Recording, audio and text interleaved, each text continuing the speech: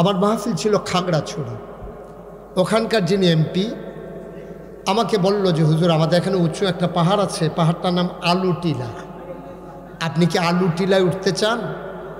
আমি বললাম না, উঠতে চাই না।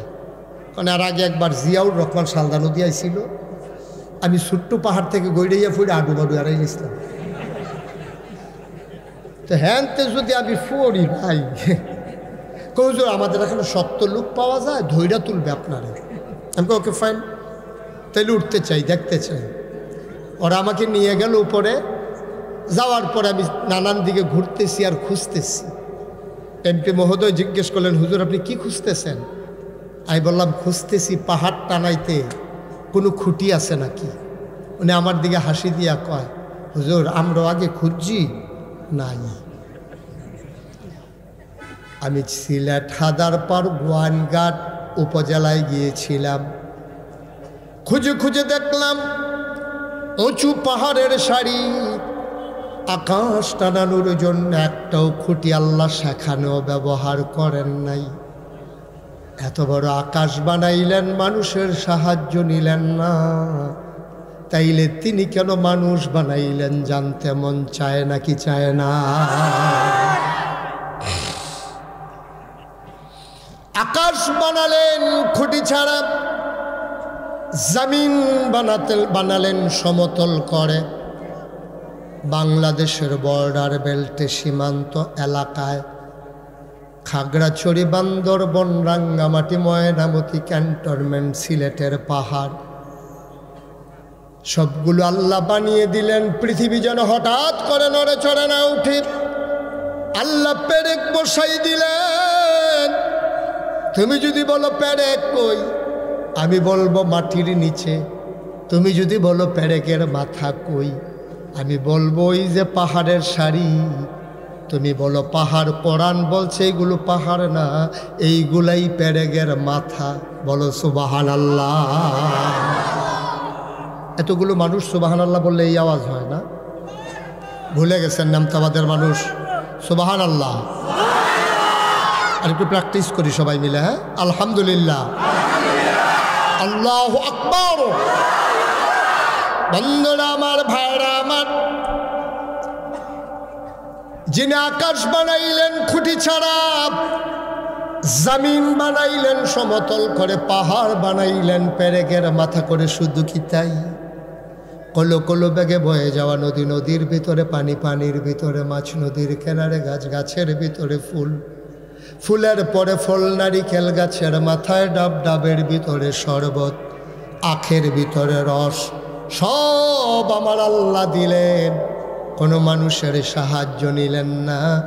জানতে মন চায় আমার আল্লাহ কেন মানুষ বানিয়েছেন, ঠিক কিনা? পূবের সূর্য পশ্চিমে নিতে মানুষের ধাক্কা লাগে না, উত্তরের হিমেল হাওয়া দক্ষিণে নিতে মানুষের ফু লাগে না। মুসলমান, তাইলে আল্লাহ কেন মানুষ বানাইলেন? আমার জানতে বড় মন চায়। নিজেরাই স্বীকার করেছেন, কোনোদিন জানতে চান নাই। আমি একদিন আমার আল্লাহকে প্রশ্ন করেছিলাম। মাঝরাত মাহফিল শেষ করে আমার কুমিল্লাস্থ বাসায় আমি যখন ঢুকবো, আমি দেখি পাখিগুলো ঘুমিয়ে আছে আপন নিরে, গরুগুলো গোয়াল ঘরে, বেওয়ারিশ কুকুরগুলো নিরাপদ আশ্রয়ে প্রিয়তম স্বামী, প্রিয়তমা স্ত্রীকে নিয়ে ঘুমায়। ছোট্ট শিশু মায়ের বুকে মুখ রেখে ঘুমায়, কেউ জাগনা নাই। পিন পতন নিস্তব্ধতা। আমি দরজায় দাঁড়ালাম, কলিং বেল চাপলাম। আমার বেগম সাহেবা দরজা খুলে দিলেন। ঘুম আসতে চাইল না, ঠান্ডা পানি দিয়ে ওযু করে ভাবলাম 4 রাকাত নামাজ পড়ে নেই। সাজদায় গিয়ে মনে পড়ল, কেন আল্লাহ মানুষ বানাইছেন? জানতে মন চায়, কেউ তো জাগনা নাই। নিথর নিস্তব্ধ পৃথিবী, আমি আর আমার আল্লাহ। আমি আমার মাওলাকে কানে কানে জিজ্ঞেস করলাম, ও রব্বে করিম, কেন আপনি মানুষ বানিয়েছেন? আল্লাহ যেন আমার জবাব দিয়ে দিলেন, জানতে চাও? বাড়িতে কি কোরআন নাই? কোরআন খুলো, কোরআন পড়ো, কোরআন বুঝো। আল কোরআনের ভেতরে ১,৫০০ বছর আগে আমি আল্লাহ বলে দিয়েছি আমি কেন মানুষ বানিয়েছি। বলো সুবহানাল্লাহ। আমি কোরআন খুলে দেখি 30 পারা কোরআন, 114টা সূরা, সবচেয়ে বড় সূরার নাম সূরা বাকারা, 286টা আয়াত, 40টা রুকু। আমার আল্লাহ কত সুন্দর করে ওয়াজ করে দিলেন। আল্লাহ বলেন, কোরআনে ঢোকার আগে মারদুদ শয়তান থেকে ফানাহ চাই। যিনি রহমান, যিনি রাহিম, তার নামে চলো শুরু করি, সবাই পড়ি। আউযু বিল্লাহি মিনাশ শাইতানির বিসমিল্লাহির রাহমানির রাহিম। ইয়া আইয়ুহান নাসু উবুদু রাব্বাকুম আল্লাযী খালাকাকুম ওয়াল্লাযীনা মিন ক্বাবলিকুম লাআল্লাকুম তাত্তাকুন। সুবহানাল্লাহ বলবেন না? কোন জায়গায় সুবহানাল্লাহ বলা লাগে আপনাদের আন্দাজ আছে না? ইনশাআল্লাহ আমার জন্য অপেক্ষা করার দরকার নাই। হ্যাঁ, জায়গা মতো সুবহানাল্লাহ কইয়া লইয়া পড়ব। আওয়াজ কারে কয় বলেন সুবহানাল্লাহ। আল্লাহ ডাক দেয়া কইয়া আইয়ুহান নাস, ও দুনিয়ার মানুষেরা, নামতাবাদ মাদ্রাসার ময়দানে যারা আছো, তোমরা যারা গোপীনাথপুর পার্শ্ববর্তী এলাকা থেকে ছুটে ছুটে এসেছো, শুনো শুনো শুনো, জানতে চাও মানুষ কেন বানিয়েছি? জবাব নিয়ে যাও, ও অবুদু, তোমরা আবাদত করো। সুবহানাল্লাহ। এটা কি মুশতাক ফয়েজির কথা না আল্লাহর কথা? আল্লাহ কয়, ও অবুদু, তোমরা আবাদত করো। আমি বলি কার আবাদত করব? কয় রব্বাকুম, যিনি তোমার রব। আমি বলি রবকে? কয় আল্লাযী খালাকাকুম, যিনি তোমাকে সৃষ্টি করেছেন। বলো সুবহানাল্লাহ। যিনি তোমাকে সৃষ্টি করেছেন তিনি তোমার রব, যিনি লালনকারী, যিনি পালনকারী, যিনি জীবনদাতা, যিনি বিধানদাতা, যিনি হায়াতদাতা, যিনি মৌতদাতা, যিনি রিজিক দাতা, যিনি রহমান, যিনি রহিম, যিনি সত্তার, যিনি গফফার, যিনি আইয়ুব, যিনি ওয়াদুদ, যিনি প্রভুময়, তিনি তোমার রব। আল্লাযী খালাকাকুম, যিনি তোমাকে সৃষ্টি করেছেন। আমি বলি মাওলা রাব্বে কারিম কথা আছে।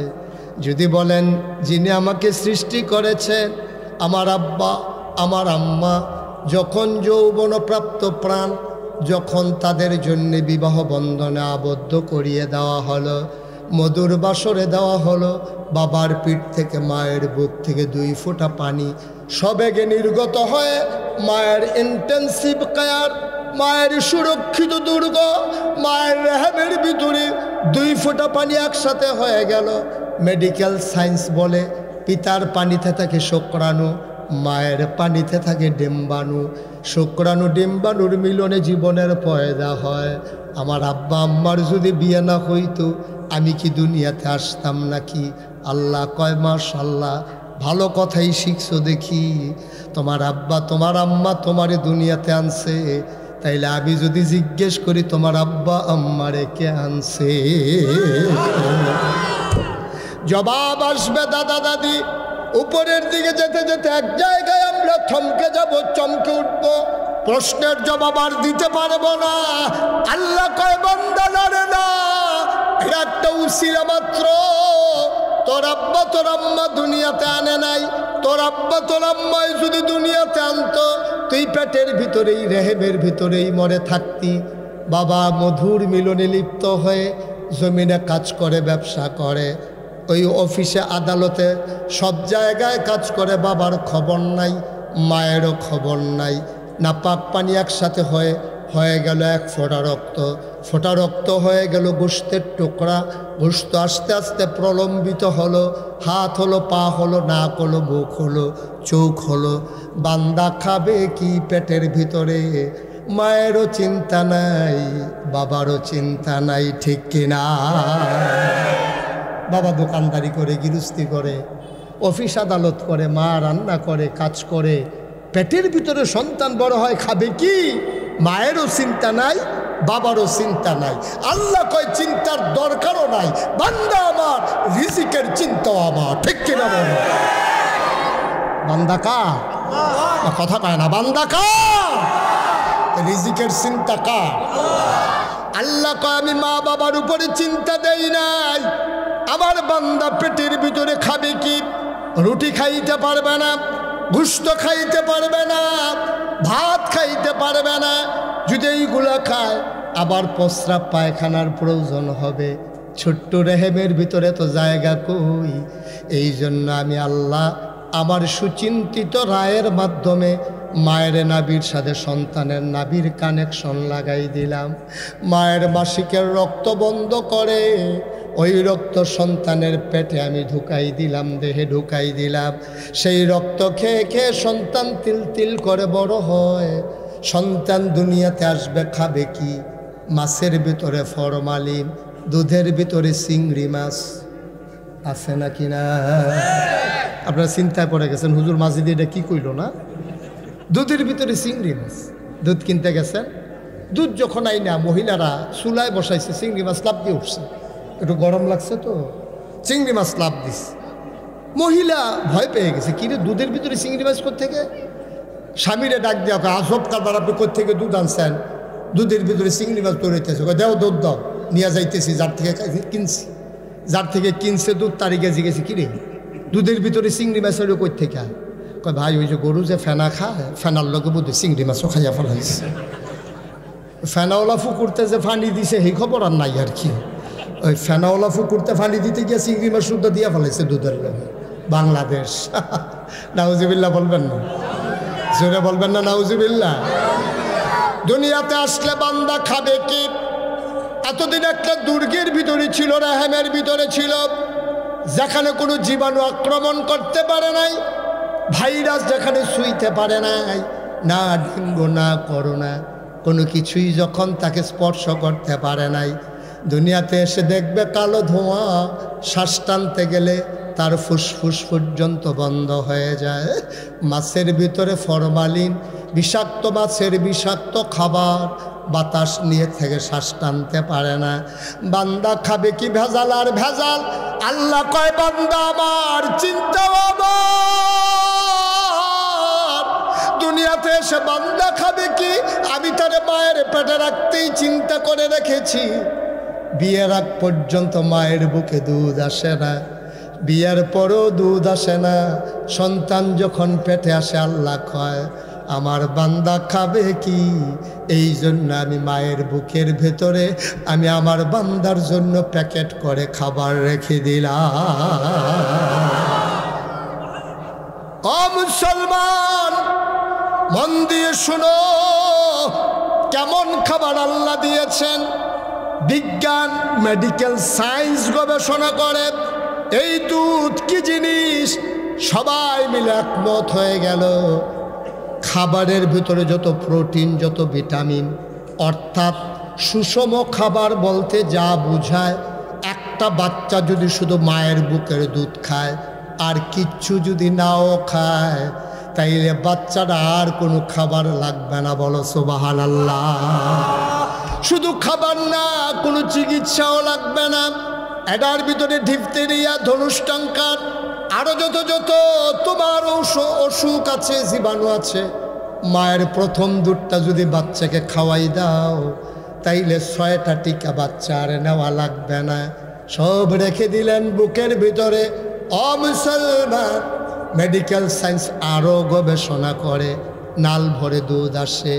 যদি দুধটা আসে, বাচ্চার যদি নাকে মুখে উঠে যায়, এই জন্য আল্লাহ দুধের বোটার ভিতরে 32টা ছিদ্র করে রেখে দিয়েছেন। অটো একটা মেশিন সুইট ফিট করে দিয়েছেন, চুষণ দিলে দুধ আছে, চুষণ বন্ধ দুধ বন্ধ।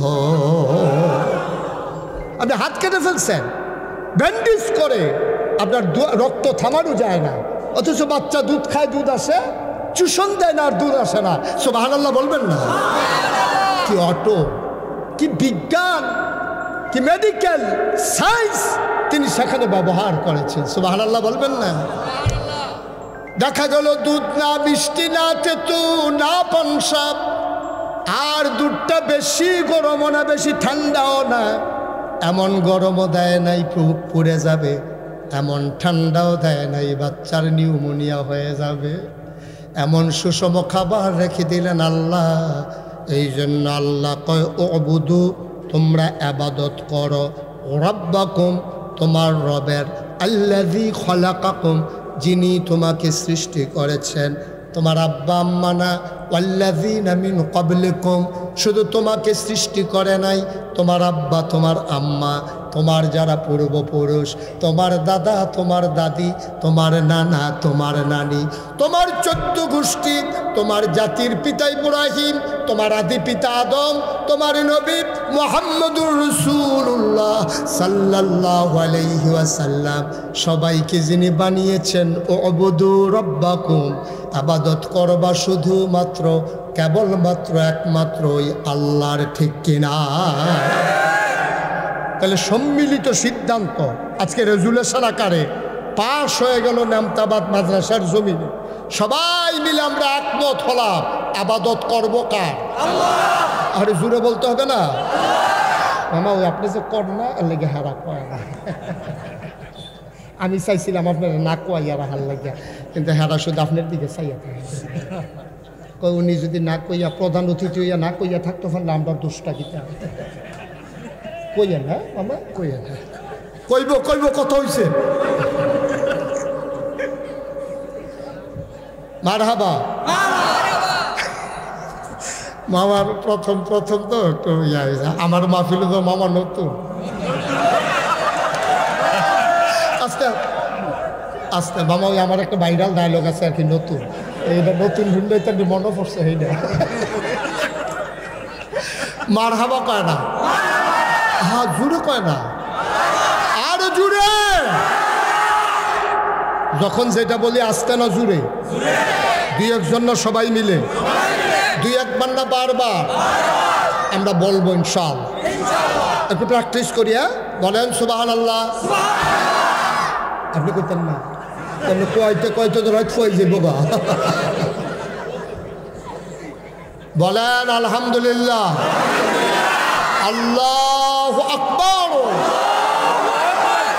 সবাই কোন আমিন, জুড়ে আর জুড়ে। এখানে লোকজন প্যান্ডেল অনুযায়ী অনেক বেশি হয়ে গেছে না, সরি, এক্সট্রিমলি সরি যাদেরকে আমরা বসতে দিতে পারলাম না। তবে আপনাদের জন্য আমার একটা প্রেসক্রিপশান আছে, আমার একটা ফর্মুলা আছে, যেই মাহফিলুল, আপনি একটা হাত নামান, এটা কী করছেন আপনি, দুইটা রাখছেন কিতে নামান, আমার এটা কথা শুনে না দিই না, নামান নামান একবারে পকেটে পকেটে পকেটে। যারা মোবাইল হাতে ধরে রাখছেন, এই দয়া করে মোবাইলগুলো পকেটে নেন। আপনারা তো আমাকে আমার ইউটিউবে ওয়াজ শুনছেন, কে কে দেখি একটু হাত তুলেন তো, মাশাআল্লাহ, হাত নামান হাত নামান।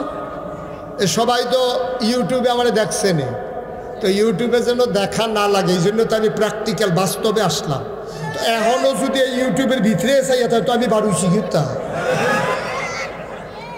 মা এখনো কথা শুনে না, ফলা ভাই সব মোবাইল নামাও। আর এই লোকটা কি সমস্যা আমি বুঝতেছি না কিছু, কানে শুনে না নাকি, কি লাইভ লাইভ চলে? ও আচ্ছা ঠিক আছে, আচ্ছা তো এটা ধরে রাখেন, তো এটা কইবেন না তো, হেতার কিতা হেতে কয় লাইভ, আমিও মাইটা কি চাই এরকম করতেছে কেন আমি বুঝলাম না কিছু। কথা শুনতে হবে না, ইউটিউবে হাজার হাজার ওয়াজ আছে, ওকে ঠিক আছে, ইউটিউবে হাজার হাজার, কয়টা আপনি দেখবেন, শুনতে শুনতে কিন্তু ভোট করে মনে যাবেন ওয়াজ বাহির হচ্ছে, বিপদ না। আর নতুন করে রেকর্ড লাগবে না, যেগুলো ঢুকছে এই জিনিস শেষ করে যাইতেন পারেন, দেখেন আমিন কর।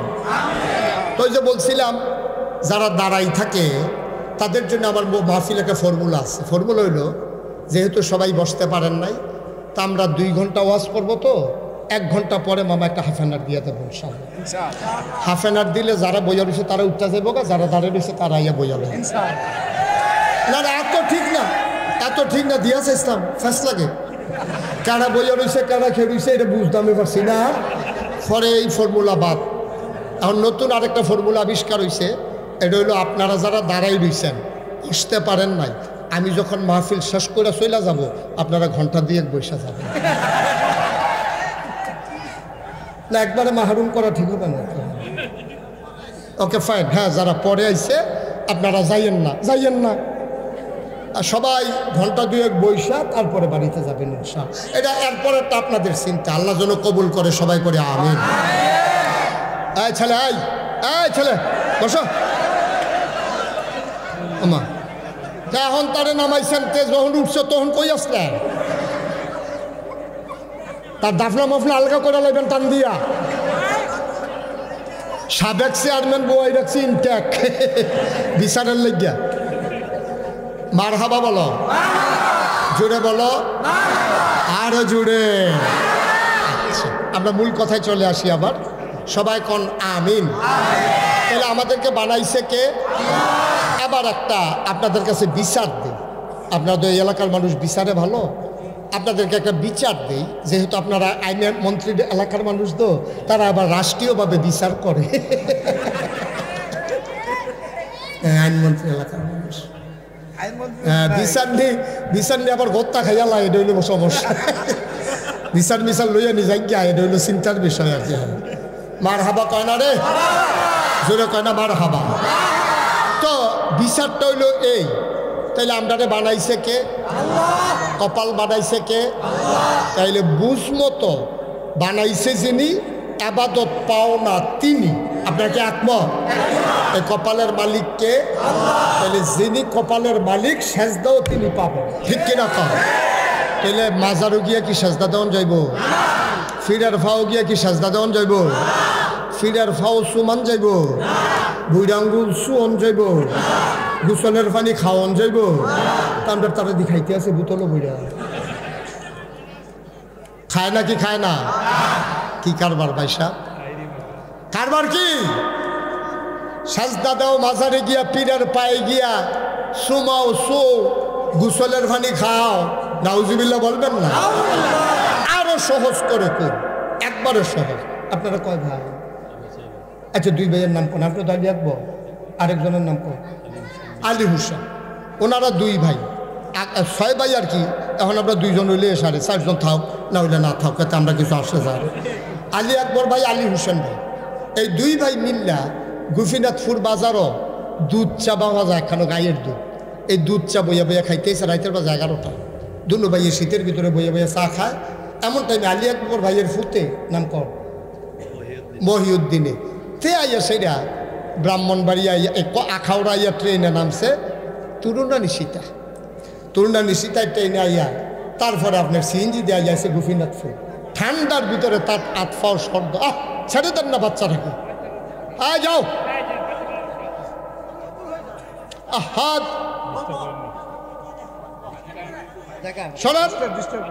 ওকে, ছোট্ট মানুষ বিদায় করে দেন। ও আছেন কি বুঝে, তারে আনছেন গীতটা যা তারা বুঝে, হাতারা চাষটলো বইয়া রয়েছে, তারে ফাটাইছে আমরা ঘরতে, তুই যা। বরফিসে একজন ফাটাইছে তারে, তারা ওই যারা বুঝে তারা বইয়া রয়েছে চাষটল, আর তারা ঘরতে তারে ফাটাইছে। তাও তো ঘরটা যে খালি গেছে না কেন? হ্যাঁ, কপাল। আমিন কর। আলী আকবর ভাই, আলী হোসেন ভাই, কথা মনে আসেনি? পিতার নাম না কিতা? মহিউদ্দিন। তুরনা নিশিতায় আইয়া নামছে আখাউড়া, সিএনজি দিয়ে আইয়া নামছে গোপীনাথপুর বাজার হতে। ও জানে এখন যে দুধ চা পাওয়া যায়, তে গিয়া ঢুকছে চা খাওয়ানোর লেগে চা স্টল। ঢুকে সেটা দেখে দে তার আব্বা আলী আকবরও বইয়া রয়েছে, তার চাচা আলী হোসেনও বইয়া রয়েছে। তার আব্বা মুখফাত, তার চাচা আলী হোসেন ভিতরে, দোকানটা ভর্তি মানুষ, সবাই মিল্লা চা খাইতে আছে। তে তার আব্বারে দেখেও না দেহার বান কইরা 2 কদম সামনে গিয়া আলী হোসেন ভাইয়ের গিয়া কয়, আসসালামু আলাইকুম আব্বা, কেমন আছেন? কারে কইছে? কথা বলা কারে কইছে? ফুটকা আলী আকবর ভাই। ফলকা আব্বারে কেলাইছে কারে? চাচারে, আলী হোসেন ভাইয়ের। আলী আকবর ভাইয়ের ছেলে আলী হোসেন ভাইয়ের আব্বারে কেলাইছে। দোকানটা ভর্তি মানুষ, সবাই জানে এটা যে আলী আকবর ভাইয়ের ভূত। মহিউদ্দিন যে এবার ছেলে, এটা দোকানটা ভর্তি সবাই জানে। সবাই মিল্লা একটা হাসি দিছে, কি আলী আকবর সবাই মিল্লা যখন হাসি দিছে, উনি লজ্জায় মাথাটা নোয়াইয়া আস্তে করে বাড়ির দিকে রওনা দিছে। আরে তে ছোটবেলায় যখন জন্ম হয়েছে তে তারিখের আগে দুনিয়ায় তাল্লায় লই আইছে তারে এই আইসিউর ছোট বাচ্চাদের জন্য একটা আছে, এটা নাকি তা কয় প্রিমেচিউরদের জন্য একটা কাছের একটা এনসিইউ না কি জানি একটা নাম আছে, এটা হ্যাঁ এনআইসিইউ। কপাল বলা আপনি আসলেন। ওনার ছেলে এনআইসিইউতে ছিল। এনআইসিইউ হলো মানে কাছের একটা ঘর, কৃত্রিম, এটা রেহেমের মতো। মায়ের রেহেমটা যেমন, ওটাকে কৃত্রিমভাবে গ্লাস দিয়া আপনি দেখবেন তো পিটপিট পিটপিট পিটপিট করে লড়তে আছে, তাই কি বাচ্চা না মরছে বুঝানোর কোনো উপায় নাই। এই এনআইসিইউতে এবারে মনে মনে আলী আকবর ভাই চিন্তা করে, আরে এনআইসিইউতে তোরা রাখছিলাম, তুই মারগরো যে টাইমে আওয়ানোর কথা, এর আগে তুই আইয়া পড়ছিলি দুনিয়ার, তোরা এনআইসিইউতে ঢুকাইছি, 2.5 লাখ টাকা তৎকালীন আমলে বিল আইছে, তোরে আমি লুঙ্গি কিনা, হাফ প্যান্ট কিনা, পায়জামা কিনা, পাঞ্জাবি কিনা, তোরে বড় কইরা ঢাকা ইউনিভার্সিটিতে নিয়ে ভর্তি করাইলাম, আর আজ্জা তুই ভাবছিস হচ্ছে সাসারে গিয়া পড়া হস।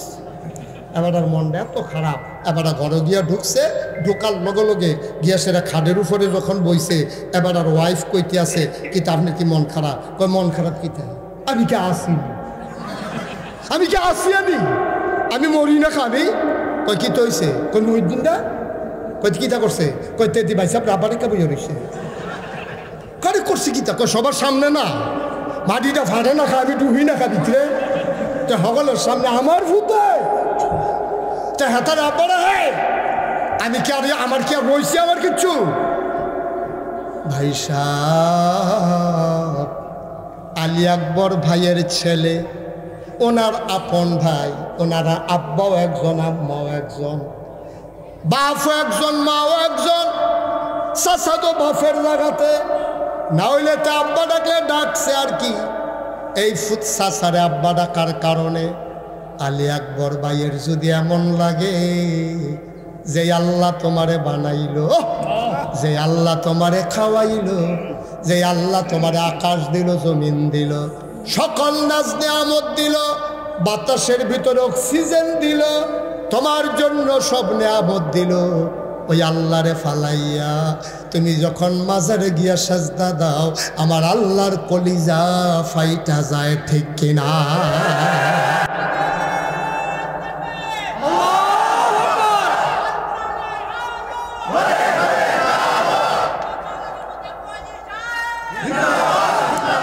বন্ধুরা আমার, ভাইরা আমার, আলী আকবর ভাইয়ের সন্তান আপন ভাই আলী হোসেনকে আব্বা ডাকলে যদি আলী আকবর ভাইয়ের এত কষ্ট লাগে, আমার আল্লাহ এত আদর করে তোমাকে বানাইল, যেদিন তিনি প্রস্তাব আকারে তার সংসদ সদস্যদের সামনে কার্যতালিকায় বিষয়টা নিয়ে এসেছিলেন কোটি বছর আগে, তখনও মানুষ বানানো হয় নাই। ইমার্জেন্সি অ্যাসেম্বলি কল করলেন, সংসদের জরুরি অধিবেশন, স্পিকার হলেন স্বয়ং আল্লাহ, মেম্বার অফ পার্লামেন্ট হলো সমস্ত ফেরেশতারা। সেদিন ওরা জানতে চেয়েছিল, মাওলা ও রব্বে কারিম কেন আমাদেরকে ডেকেছেন? সেই দিন আল্লাহ এজেন্ডা পেশ করেছিলেন, ইন্নী জাইলুন ফিল আরদে খলিফা। আমি একটা কওম, আমি একটা সম্প্রদায়, আমি একদল মানুষ বানাতে চাই, যাদের পরিচয় হলো তারা আমার খলিফা। ফেরেশতারা বলল বানানোর দরকার নাই। আল্লাহ বললেন, ইন্নী আলামু মা লা তা'লামুন, আমি যা জানি তোমরা তা জানো না, ঠিক কিনা? ফেরেশতারা না করলো, তারপর আল্লাহ মানুষ বানাইলেন। ফেরেশতারা না করলো কেন?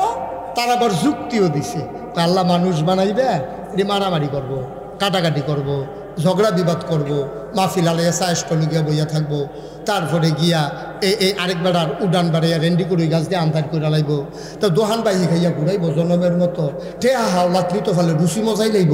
আপনি এই মানুষ বানাইয়েন না, বুডের বাক্স লইয়া উঠটা দিব দৌড়, বুডের বাক্স লইয়া। আরে আমি কোন জায়গা তোয়াজ করতেছি ভাই? আমার কি নতুন নতুন লাগতে আছে? তো একটু জবাব দিবেন না। বুড়ের বাক্স লইয়ে উঠতে দিব? এই তো মাশাআল্লাহ ফারেন দি। এই আওয়াজ যেন আর না কমে, ভলিউম জাগাত রাখবেন। বুড়ের বাক্স লইয়ে উঠতে দিব? আমি 4-5 বছর আগে যখন এই ওয়াজ করছি চান্দিনা, কিন্দিনা চান্দিনা মাহফিলে যখন এই কথা কইছি, মাহফিলের সব লোক দাঁড়াই গেছে। হুজুর ফাওয়াজ করেন না। আমি কোনটা ফাওয়াজ? কই যে কইলেন বুড়ের বাক্স লইয়ে উঠতে দিব। তো আমি কি ফাওয়াজ নাকি? কই জি হুজুর, ওখান আর দৌড়াদৌড়ি নেই। আরে আছে, তার গায়ে নাই। আমি কোনোভাবে তাড়াতাড়ি স্বীকার করাইতাম পারি না দৌড়াদৌড়ি যে আছে। পরে 2-3 জন মুরব্বী গেলাম, ও আপনারা কোন আমি দি কই দৌড়াদৌড়ি আছে, তারা দি কয় নাই। মুরব্বী 2-3 জন আমার দিকে হাসি দিয়া কয়, হুজুর বাক্স লইয়ে দৌড় দিব কিন্তু বুড়ে তো নাই।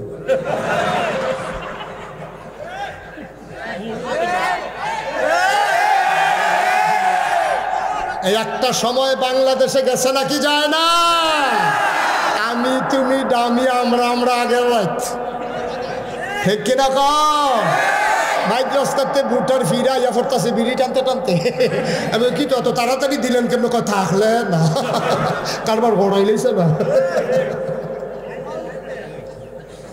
আহারে মুসলমান, আমরা যে ঠেড়া ফুইরা মরি না, আল্লাহ দেখে, ঠিক কিনা কম? আনলে আমরা যেই কাম করছি আমরা কোনো মানুষের কাতারও নাই, ঠিক কিনা কম? দাঁড়া, আরে কম বেশি চুরি তো সব দলের তারা করছে। এই 53 বছরে কম বেশি কেউ কোনো করছে, কম করছে না। কিন্তু এইরকম এলট বাড়াইয়া খাইয়া নাও, কিছু খাইছে কিছু কাম করছে। আমি সে গেলাম, ও এই রাস্তাতে মিলে গমাইছি। ও হুজুর এটা ওই কাগজটা বেড়াইয়া ফ্যাশন দিয়া পানির লোকে গুল্লা ভিতরে হইয়া গেছে। নাউজুবিল্লাহ কইতেন না? খাইতে খাইতে ওই রডের ব্রিজের ভিতরে রড দেওয়ানোর কথা দিছে বাস। উদ্বোধনের আগে স্কুলের ছাদ ভাঙ্গা পড়ছে। বানানো গল্প নয়, তোমাদের হাসির জন্য নয়, বাস্তব ঘটনা। পত্রিকা তালাশ করলেই পাবা, ঠিক কিনা কম? এখনো স্কুল উদ্বোধন হয় নাই, স্কুল পড়ে গেছে। ব্রিজ উদ্বোধন হয় নাই, ব্রিজ পড়ে গেছে। বানানো গল্প না। খাইতে খাইতে খাইতে খাইতে খাইচটা তো খারাপ হয়েছে। হবির নিবেদির লেগে বিস্কুট আইছে, এই বিস্কুট বানাই হাতে খাইয়া বলে।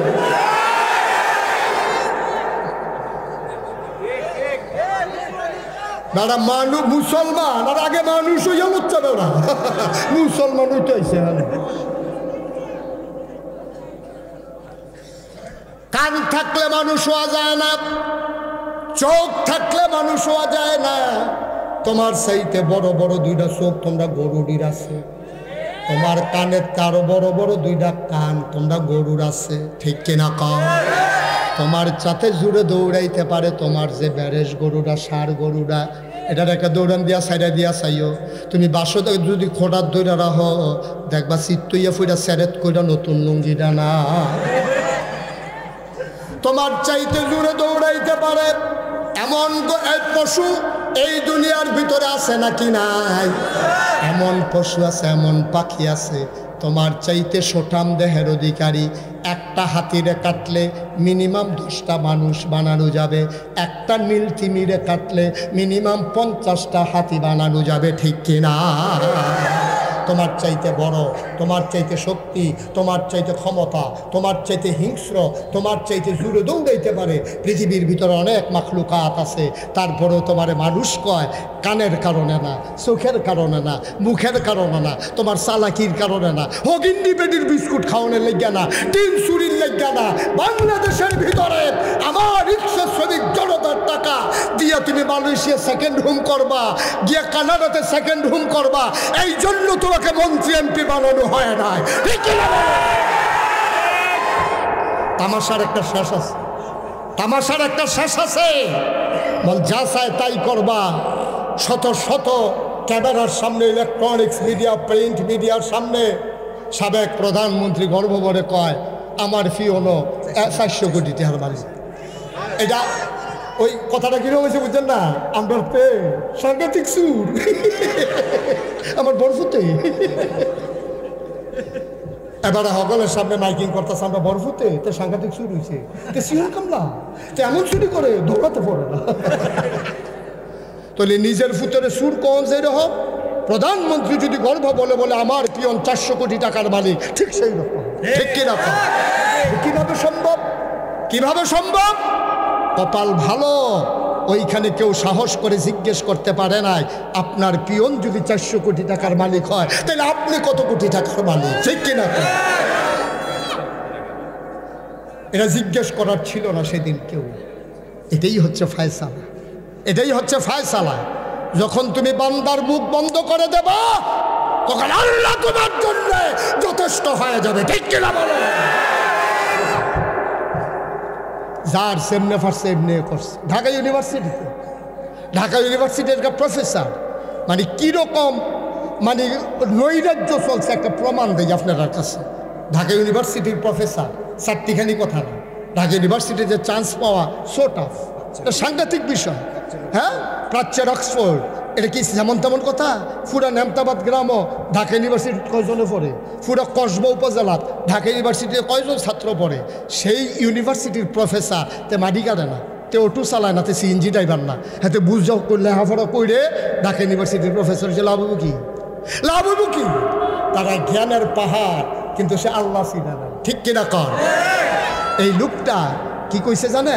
কয় যে যারা, খুব খেয়াল করেন সিহন কথা, কয় যারা পর্দা করে, বোরকা পরে, মেকআপ লাগায়, হেজাব পরে, ওই সব মেয়েরা ঢাকা ইউনিভার্সিটিতে পড়ার দরকার নাই।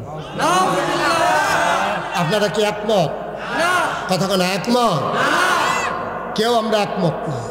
কারণ সে প্রফেসর বেটা, সে ঢাকা ইউনিভার্সিটির ইতিহাস জানে না। ঢাকা ইউনিভার্সিটির জমিনদাতা মুসলমান, ঢাকা ইউনিভার্সিটি তৈরি করেছে মুসলমান। আজও যারা ঢাকা ইউনিভার্সিটির সেই ভিসি প্রভিসি থেকে শুরু করে, প্রতিটি ডিপার্টমেন্টের ডিন থেকে শুরু করে একেবারে নিম্ন কর্মচারী পর্যন্ত, নিম্ন শ্রেণীর সবার বেতন হয় আপনার আমার টাকায়। ঠিক কিনা বলো? আমার ওই রিক্সাওয়ালা যখন একটা বন খায়, সেখানে 15% ট্যাক্স ভ্যাট এটা সরকারের ঘরে জমা হয়। আপনি 1 কেজি আটা কিনলে একটা ভ্যাট জমা হয় সরকারের ঘরে। আপনি পেঁয়াজ কিনলে একটা টাকা জমা হয় সরকারের ঘরে। আপনি মোবাইলে প্রিপেড মিটারে বিল ঢুকালে একটা টাকা চলে যায় সরকারের ঘরে।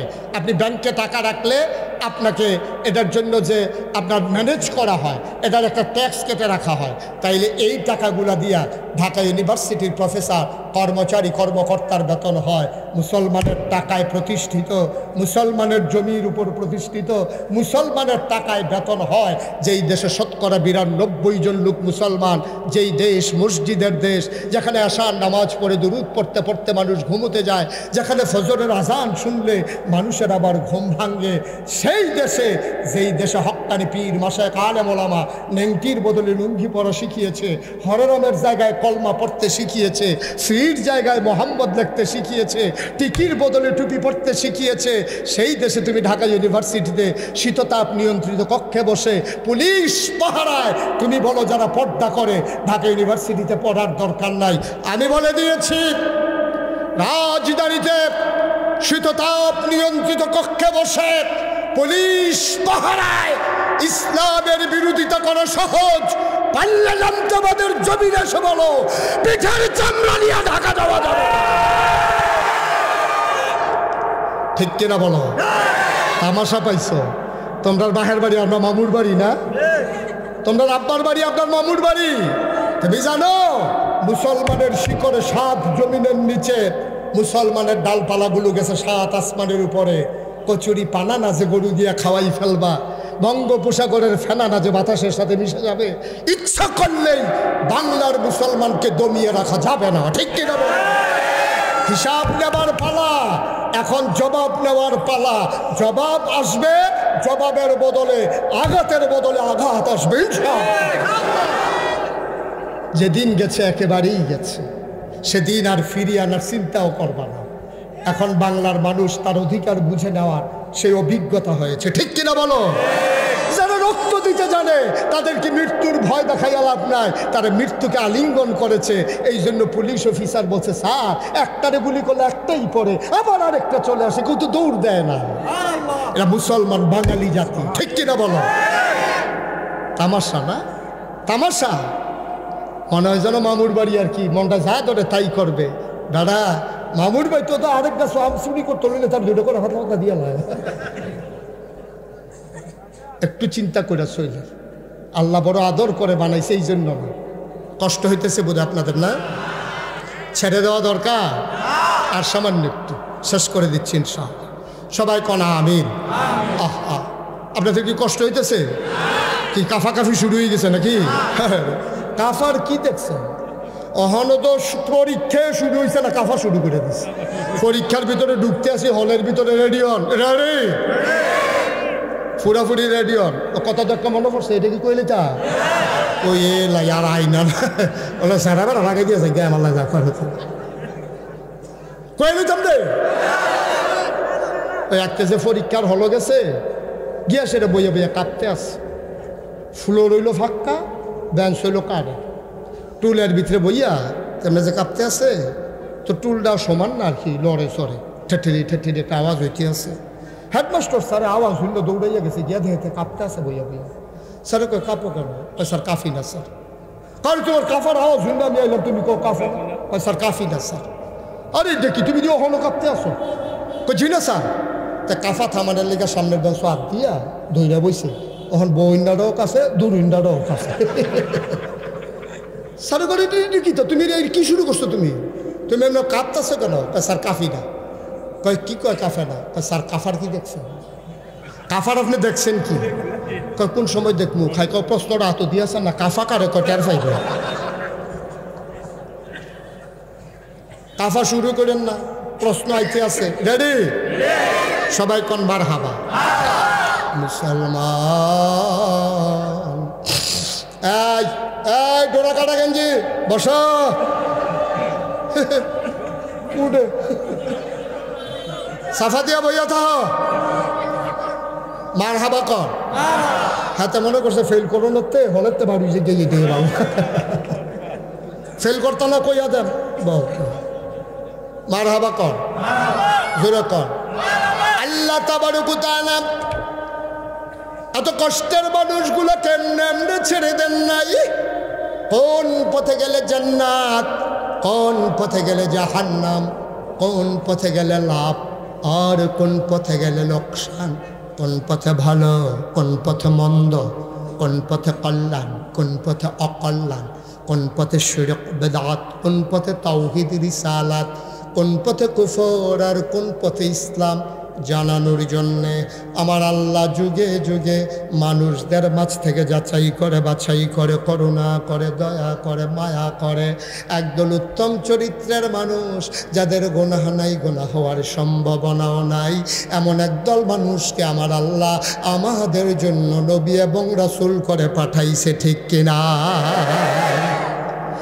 1,24,000 বলো আর 2,24,000 বলো, সব নবীদেরকে আল্লাহকে একটা স্পেশাল কোয়ালিটি, অনন্য বৈশিষ্ট্য, শরীয়তের ভাষায় যাকে বলে মুআজিজা আল্লাহ দান করেছেন। এমন কোনো নবী নেই আলাদা একটা নেয়ামত দেয় নাই। আদামু সফিউল্লাহ, আবুল বাশার নূহ, আদমে সানি, ইব্রাহিম খলিলুল্লাহ, ইসমাইল জাবিউল্লাহ, মূসা কালিমুল্লাহ, ঈসা রুহুল্লাহ, সব নবীর সব দিল। দাউদ নবীর দিল সুন্দর কণ্ঠ, সুলাইমান নবীর দিল রাজত্ব। প্রশ্ন জাগে আমার নবীর আল্লাহ কি দিল? সাহাবিন তাবিন তাবে তাবিন উম্মাহাতুল মুমিনিন আইম্মায়ে মুজতাহিদিন আইম্মায়ে শরীয়ত সালফে সালিহিন উলামায়ে মুতাকাদ্দিমিন মুতাআখিরিন সবাই মিলে কয় 1,24,000 বলো আর 2,24,000 বলো, সকল নবী এবং রাসূল মিলে যা আমার নবীজি একা ইতা।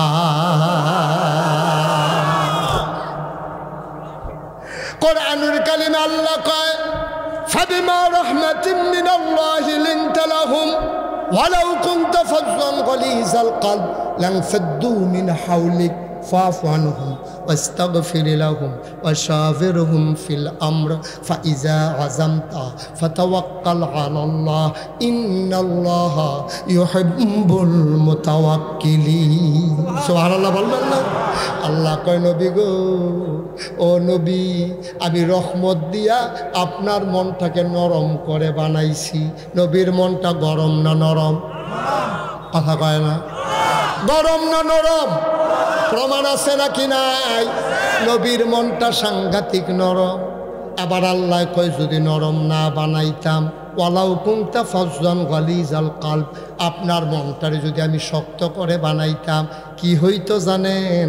লাংফাদ্দু মিন হাউলিক, এখন যারা চতুর্পাশ দিয়া আপনারে গারাও দিয়া রাখে, মৌমাছির মতো চতুর্পাশে গুনগুন গুনগুন করে আপনার প্রশংসা করে, যারা আপনাকে ছেড়ে যায় না, মামলা হয়, হামলা হয়, নির্যাতন হয়, জেলখানায় ঢোকানো হয়, কেউ আপনারে ফেলে যায় না গো নবী।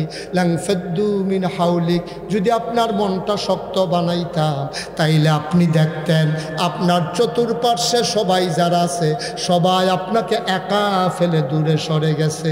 ঠিক কিনা? আমাদের দেশের নেতা নেত্রী যখন দেখে যে বিপদ আগুয়াই গেছে গা, নেতা নেত্রী কি বইয়া থাকে না ভাই গেছে গা? সারাটা জীবন কয় ফালাই না ফালাই না, উমা 12টার পরে বুঝছো না বিচার হবে না। কি তারে কারবার, কি তারে কইল কিতা করলো কিতা, নাউজুবিল্লাহ কয় না দি। আপনাদের কি মনোযোগ নষ্ট হয়ে গেছে? তা আমার আমি তো দেখতে পাচ্ছি আপনারা বেশি বেশি লড়াচড়া, একেবারে মৌমাছির মতো, খরগোশের মতো কান খাড়া করে, মাছের মতো নিষ্পলক নয়নে কথাগুলো গুগ্রাসে গিলতে হবে, একটা কথাও যেন হারিয়ে না যায়। সবাই পড়ে না আমিন? জুড়ে, আরো জুড়ে। নবীর মনটা কি গরম না নরম? নবীর চতুর্পাশে মানুষ আছে নাকি নাই? বিপদ দেখলে দৌড় দিয়া লায় না নবীর লোকে থাহে? প্রমাণ আছে নাকি নাই? হ্যাঁ, সুন্দর কথা বলছে। বিপদ দেখলে তারা পালায় না, বরং নবীর জন্য জীবন দেয়। ঠিক কিনা কও? কারণ নবীও জীবন দেয়। নবী যদি আপনার লেগে জীবন দেয় তো আপনি জীবন না দিয়ে যাবেন কোন? আপনি তো জীবন দিতে বাধ্য। গিভ অ্যান্ড টেক, দেওয়া নেওয়া, চাওয়া পাওয়া, লেনদেন, আদান প্রদান আপনি আমার জন্য করবেন, আমি আপনার জন্য করবো। এটা ন্যাচারাল, ফিতরাতগত, এটাই স্বাভাবিক। ঠিক কিনা কও?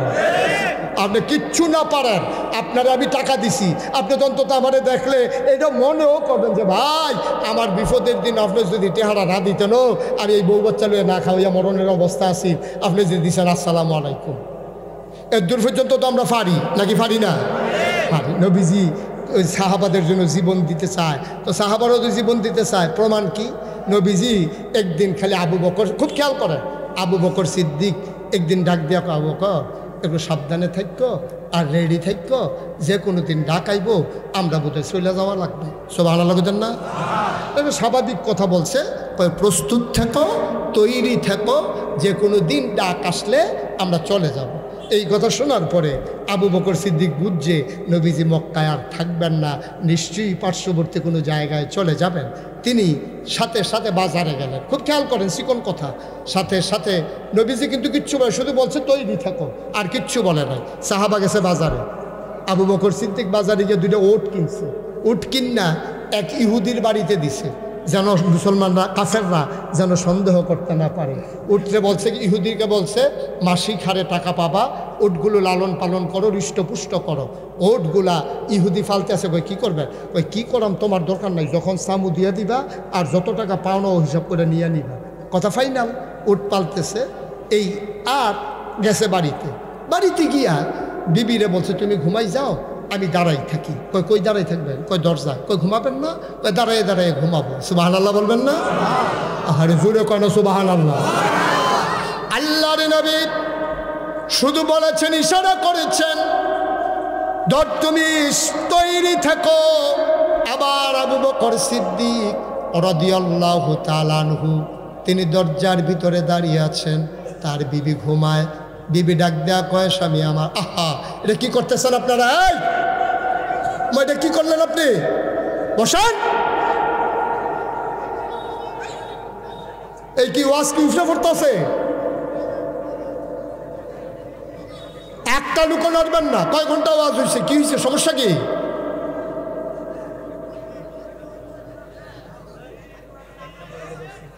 কপালে থাকা লাগবে তো, দিয়া দেন, বের হয়ে যাক। আবার গিয়া বইছে মাইত গেল। আপনার এই সমস্যা আছে যে ঘন ঘন যাওয়ার লাগে, আপনি সাইডে বইবেন না?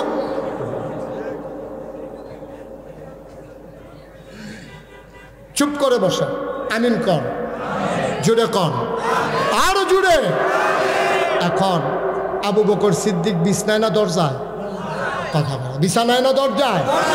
দরজা হেরান দেয়া ঘুমায়। স্ত্রী ডাক দেয়া, স্বামী আমার, আপনি তো অসুস্থ হয়ে যাবেন, এভাবে ঘুমানো যায়?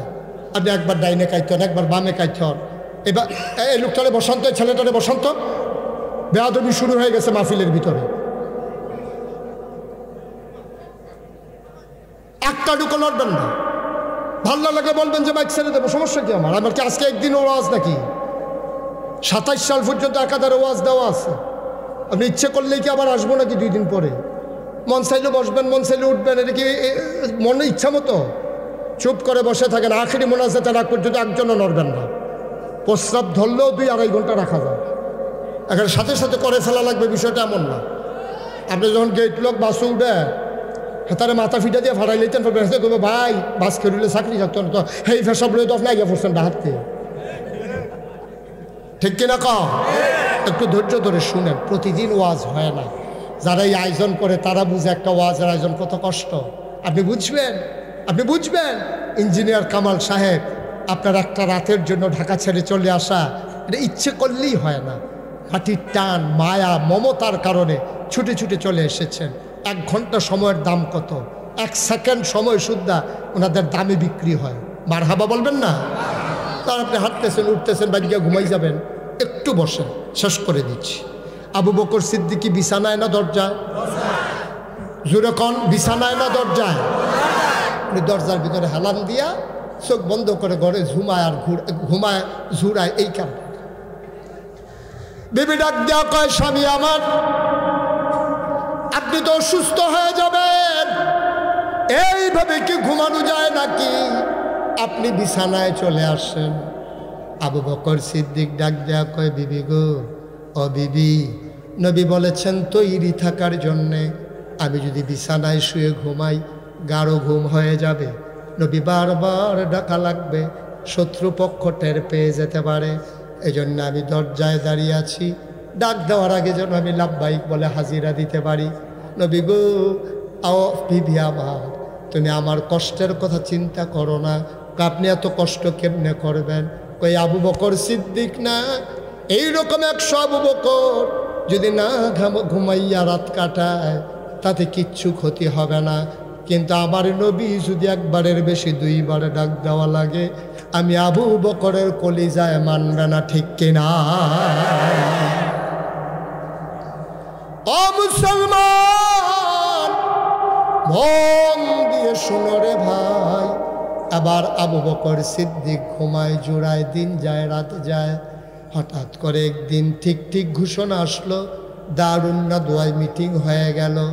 আবু বকর টের পাইলেন, খবর পাইলেন, আয়াত ওই নবীজির কাছে হুকুম চলে আসছে।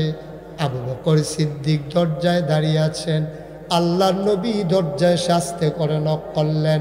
ডাক দেখো আবু বকর, শুধু এতটুকু ডাক দিয়েছেন। আবু বকর সিদ্দিক লাফ দিয়ে দাঁড়িয়ে দরজা খুলেছে। লাব্বাইক ইয়া রাসূলুল্লাহ। আল্লাহর নবী চমকে উঠলেন, থমকে দাঁড়ালেন। আবু বকর তুমি কি ঘুমাও নাই? কয় হ্যাঁ ঘুমিয়েছি। কয় একটাকে টের পাইলে কেমনে? কয় দরজায় দাঁড়ানো ছিলাম। কয় কেন বিছানায় যাও নাই?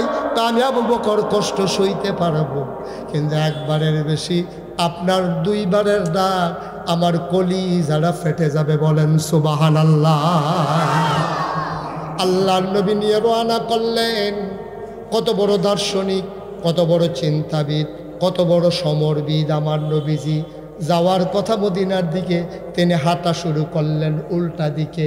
উল্টা দিকে হাঁটতে হাঁটতে ফজরের ওয়াক্ত যখন হয়ে গেল, পূর্ব আকাশে সূর্য হাসে, ফকফক আলু যখন ছড়িয়ে পড়ছে, এবার আবু বকর সিদ্দিক ডাক দেয়া কয়, নবী গো, এবার বোধহয় আমরা ধরা পড়ে যাব।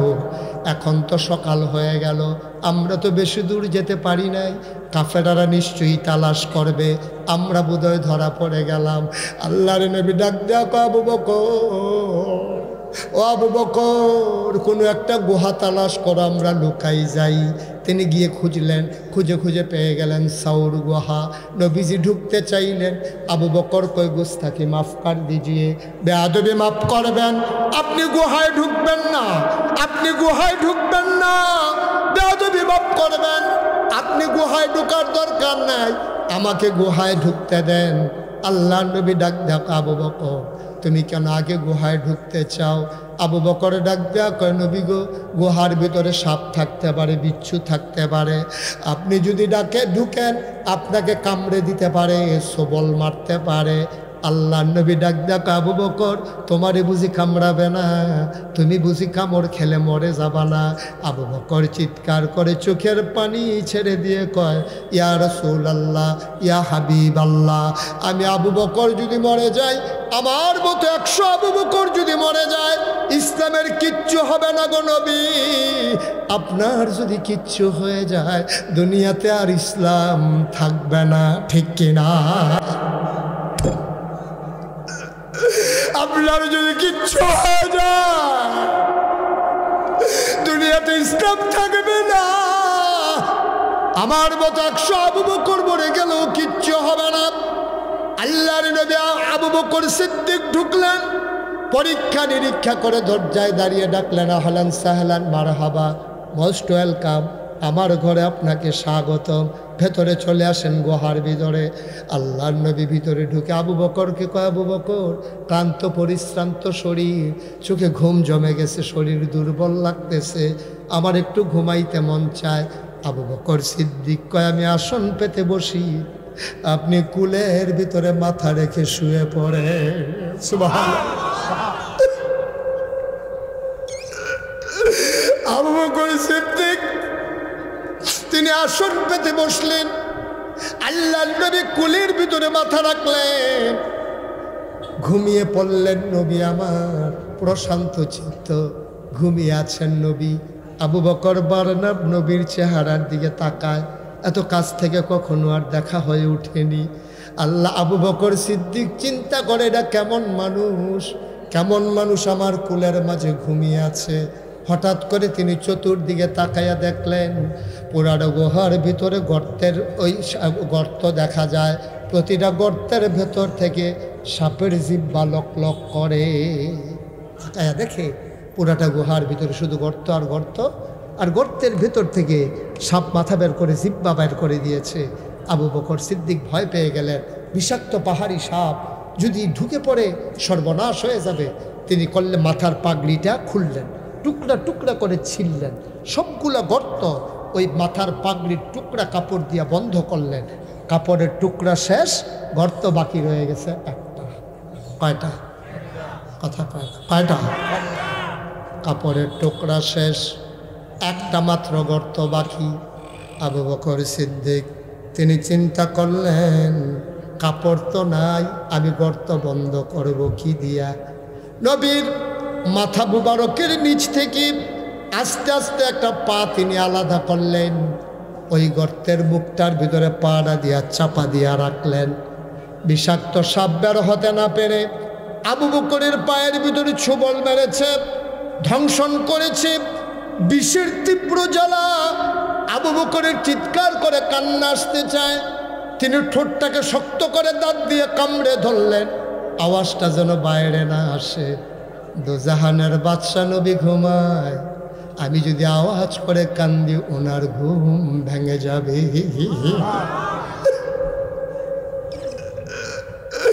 আমি কষ্ট সইতে পারবো, আমি নবীর ঘুম ভাঙাইতে পারবো না।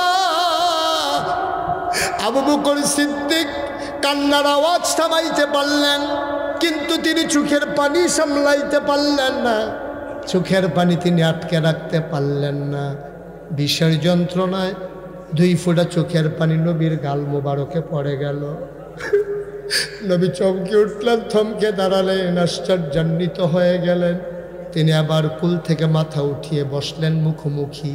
তাকাইয়া দেখে আবু বকরের চোখ 2টা লাল লাল, আবু বকরের চোখ 2টা বড় বড় হয়ে গেছে, গাল বেয়ে বেয়ে টপ টপ করে পানি পড়তেছে। আল্লাহর নবী দেখে আবু বকরের শরীরটা নীল হয়ে গেছে। ডাক দেখো আবু বকর, নিশ্চয়ই বাড়ির কথা মনে পড়ছে, কাঁদতেছো স্ত্রীর জন্য, সন্তানের জন্য। আবু বকর সিদ্দিক ডাক দেখো ইয়া রাসূলুল্লাহ, একটা কথা বললেন, আপনি নবীরে দেখার জন্যে ছোট বাচ্চারা পর্যন্ত লাইন ধরে দাঁড়িয়ে যায়। 3 দিনের না খাওয়া মানুষ একবার আপনার চেহারার দিকে তাকাইলে খিদার কথা আর মনে থাকে না, আর আপনার দিকে তাকাইয়া আমি বাড়ির কথা মনে করে করে কানবো। আমি কি সেই মানুষ নাকি ইয়া রাসূলুল্লাহ? বাড়ির কথা মনে করে আমি কান্দি না। কয় কান্দ কেন? কয় মনে করেছিলাম বলবো না, আবার তো না বলে উপায় নাই। নবী গো, ও নবী, বিষাক্ত সাপ আমার পায়ে কামড়ে দিয়েছে। নবী বললেন, দেখি কোথায় কামড়েছে। তিনি পা টান দিয়ে দেখালেন। আল্লাহর নবী আঙ্গুলটা জেব্বার ভেতরে দিয়া একটু লালা আঙ্গুলের মাথায় লাগালেন, যেখানে সাপ কামড়ে দিয়েছে। আবু বকর সিদ্দিকের ওই জায়গায় নবী নিজের হাতে একটু লালা লাগাই দিলেন। আবু বকর কয়, গোটা পৃথিবীর মানুষ, খোদার কসম তোমরা সাক্ষী থাকো, যেই মাত্র নবী একটু লালা লাগাইলে, লালাটা লাগানোর সাথে সাথে আমি এমন আরাম পাইলাম, ওই সাপ কামড় দেওয়ার আগে আমার পাটা যেমন আরামে ছিল, মৃত্যুর পূর্ব মুহূর্ত পর্যন্ত নবীর লালা লাগানোর পরে আমি যে আরাম পেয়েছিলাম, এই আরাম আর কোনোদিন এমন পাই না। নামতাবাদের মুসলমানেরা, গোপীনাথপুরের মুসলমানেরা, অনন্তপুরের মুসলমানেরা, গাবতলির মুসলমানেরা, কসবা খাওড়ার মুসলমানেরা, মন দিয়ে শোনো রে ভাই, 33 বছর মুশতাক ফয়েজি মাহফিল করে, দেশে দেশের বাইরে 33টা বছর ওয়াজ করি, মাহফিলে কদম দিলে মাহফিলটার ওজন বুঝি। আজকে তোমাদের মাহফিলে কদম দিয়া আমার মন সাক্ষী দিয়েছে, তোমাদের মাহফিল আমার আল্লাহ কবুল করে নিয়েছে। এই কবুল হওয়া মাহফিলটা থেকে উঠে যাওয়া মোটেও ভালো কাজ না, মোটেও ভালো কাজ না। কবুল হওয়া মাহফিলের দোয়াও কবুল। এই প্যান্ডেলের ভিতরে যারা বসে আছো, আমি জানি না তোমরা মাহফিল বলতে কি বুঝছো। তোমরা কি মনে করছো মাহফিল মানে হ্যান্ডবিল, মাহফিল মানে পোস্টার, মাহফিল মানে প্যান্ডেল, মাহফিল মানে লাইট, মাহফিল মানে মাইক, মাহফিল মানে বক্তা? না রে না, তোমরা যা মনে করেছো মাহফিল মানে তা না। মাহফিল মানে হচ্ছে তোমার জীবনের গুনাহ মাফ। মাহফিল মানে হচ্ছে এই এলাকার কবরবাসীর কবরের আযাব বন্ধ, ঠিক কিনা? তুমি মাহফিলের ওজন বুঝো নাই, এই জন্য তুমি তামাশা করো, তুমি দৌড়াও, তুমি জানো না, তুমি দেখো না মাহফিলের চতুর্পাশ দিয়া রুহানি হালাতে তোমার আব্বা তোমার আম্মা চতুর্দিক দিয়া লাইন ধরে দাঁড়িয়ে আছে, তুমিও দেখো না, আমিও দেখি না। দেখে ফেরেশতা, ফেরেশতারে তোমার আম্মা, ফেরেশতা তোমার আম্মারে জিজ্ঞেস করে, কি গো কেন তুমি এই পাশে দাঁড়িয়ে আছো, কেন তুমি দৌড়ে দৌড়ে এসেছো কবর ফেলে? তোমার আম্মায় কান্দার কয়, ও ফেরেশতা আমারে তাড়াইয়া দিও না, নাগাইশের পীর সাহেব মুশতাক ফয়েজি এসেছে, আমার ছেলেও মাহফিলে গিয়েছে। কতদিন আমি আজকে কবরে, কবরের কি আযাব আর সইতে পারি না।